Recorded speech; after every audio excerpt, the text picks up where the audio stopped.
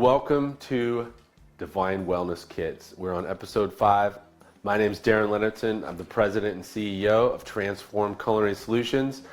We're featuring our Transform Culinary Kits, which has the divine wellness in a box. And we're going through our lesson plan through a whole new lens.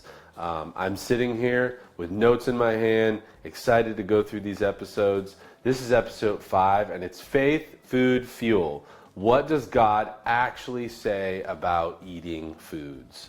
So the very first sin, I'm just saying it, and I wanted to see if you all had it in your mind.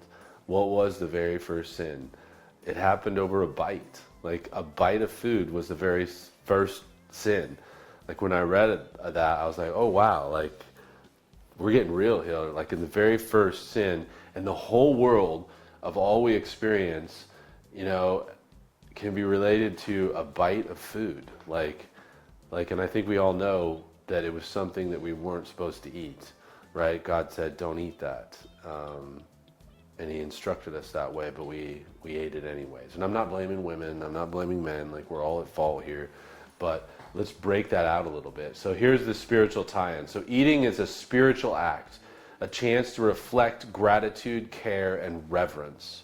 So let's go to Genesis 2:16-7, and let's see what God said directly.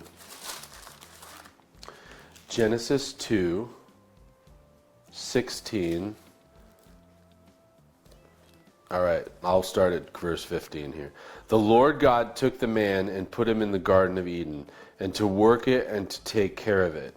And the Lord God commanded the man, you are free to eat from the tree in the garden, but you must not eat from the tree of the knowledge of good and evil, for when you eat of it, you will surely die. Like, I don't know about you, but like, when I think about that, I think about all the foods that maybe came after sin that are infecting our bodies because of sin and the impurities and the artificial sweeteners and all the things that are on food that we consume, and that we will surely die. I mean, regardless, we're going to die, right? we get old with age, but if I can live just a little bit longer and be well and feel a little bit better, then I want to eat the right things that God has out there. And so this is just interesting to me that the first sin had to do with food, and it just struck me, and it's just interesting. And so I'm going to talk through this, but I have one more verse. So it's John 6:35. So let's go to John. This is the New Testament, and I find this interesting. So 6:35, here we go. Well, let's start at 32. No, here we go. Yeah, let's start at 32. So Jesus said to them, I tell you the truth, it is not Moses who has given you the bread from heaven, but it is my Father who gives you the true bread from heaven. For the bread of God is he who comes down from heaven and gives life to the world. Sir, they said, from now on, and I should just tell you, like, as I'm reading this, I'm getting chills over my whole body. Like, I'm literally just getting a chill. Like, I just love this moment that I'm able to share this and read and talk about food. So I have to pause and just say, thank you, Lord. Like, that's just so cool. So, because they say when you get chills, then you know that, like, it's true and something's happening. So, sir, they said, from now on, give us this bread.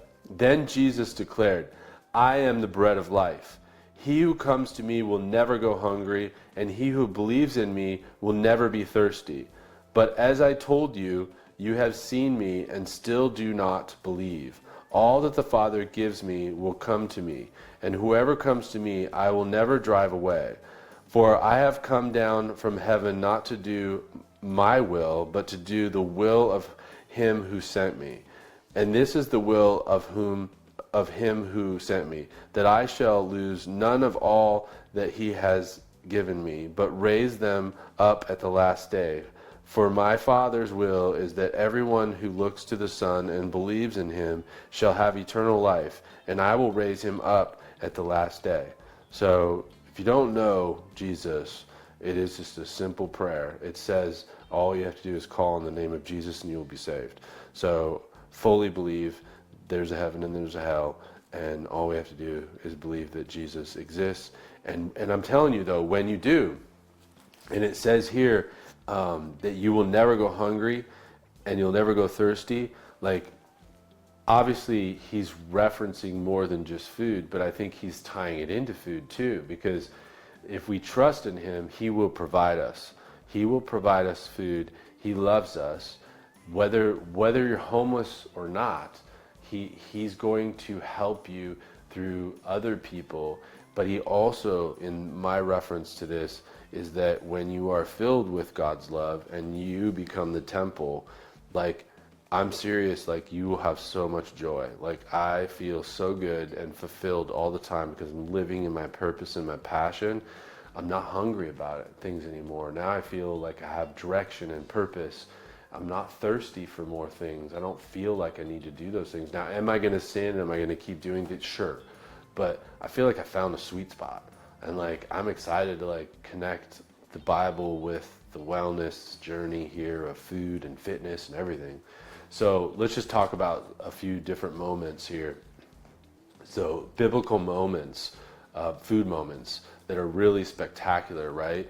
Is the Garden of Eden, the fruit and temptation, manna from heaven, daily provision. So when I talked about the homeless, so like, I don't know if you guys know, manna from heaven was when the Israelites were fleeing Egypt and Moses took them out into the desert to flee, and they were running from Pharaoh.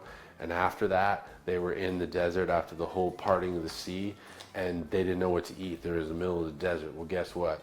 Manna from heaven flew down.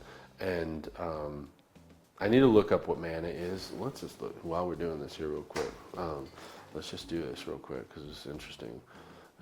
This could be an interesting thing. When I don't know something, I'm going to start ChatGPTing and asking it.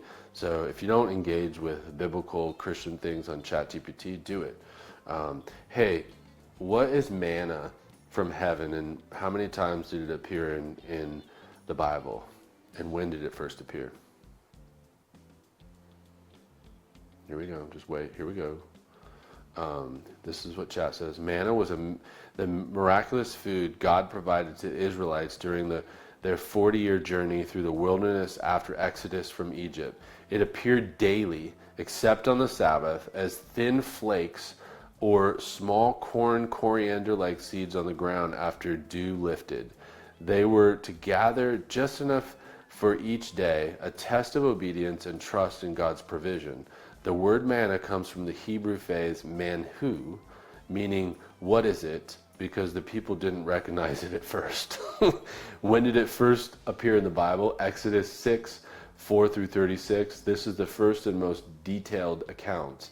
Exodus 6, 4. Then the Lord said to Moses, "Behold, I am about to rain bread from heaven for you." And then in Exodus 6, 31, it says, "Now the house of Israel called its name manna. It was like coriander seed, white, and the taste of it was like wafers made with honey." Amazing. So here's the next cool thing that happened in the Bible. Feeding of 5,000, right? He'd fed 5,000 with a loaf of bread and like one fish, right? And then he also did it with 3,000 people. So that's abundance in obedience. That is just amazing. In my head, I start to like go, this little boy brought him this, and then he just started breaking it up and making it. Like, it's such an amazing miracle that happened in front of them. He's going to take care of you. Like, trust. And then the Last Supper, the sacredness of shared meals. So like, this is the other thing that's so cool about the Divine Wellness Kit. Like, I think this is going to bring families and like Bible study groups and us back together so we can like share food, wellness foods, and talk about things like our wellness journey and our fitness journey and the foods that we're connecting to and what it says in the Bible about it. Like, it's just so cool. And then the modern disconnect is the overconsumption of fast food, emotional eating versus intentional nourishment. Like, I'm definitely guilty of emotional eating. Like, sometimes I'll just be like, I just want McDonald's. like I'm stressed out. Like I seriously want that, or I want a bowl of ice cream, and I'm still gonna do it, and you probably are too. Like it is part of life, but you know, maybe we can be a sacrifice, and we can not do that, and we can experience more wellness and God's favor in our lives. That He's going to take care of us. And so the chef connection here is, I do now. I'm viewing my cooking space as a sanctuary. So like, what foods am I bringing in? They're actually great for my family. Are they spiritually making them well? Are they helping their body and their energy and their nutrition? Or is this something that maybe is going to detract from their wellness goals? You know, why would I buy it? Like, you know, I can change what is in my refrigerator and my pantry, and that can help my family. I should do my part with that. And then sharing the idea of the table is the altar. So like, I'm guilty of, I don't even pray before a meal. Like I really need to do more of that. Like recognizing like this is a gift from God. This is manna from heaven. Like just thanking Him for the daily meal and the remembrance of that, you know, with your family and everyone there. You know, it doesn't have to be much, but like, why not do that? Like, I feel like there's blessing in the acknowledgement of that the food came from above. And honestly, probably will taste better. You know, it probably will. Like, it'll actually taste better if we bless the food.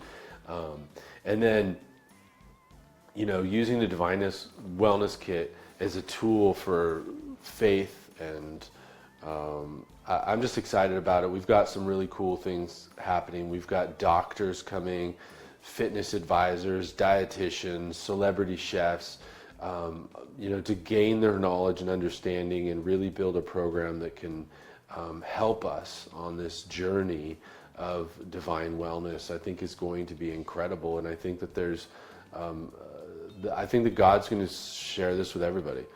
I think this is a gift from manna, or from heaven, and it's the manna to the earth. He's been wanting us to connect the biblical principles with our wellness of our body and our food. And I'm excited to share it and start to pull in people that are excited about it. I know that, I hope you're excited about it, and I hope you like this format. So just remember, eating is a spiritual act. It's a chance to reflect, be grateful, care, and have reverence.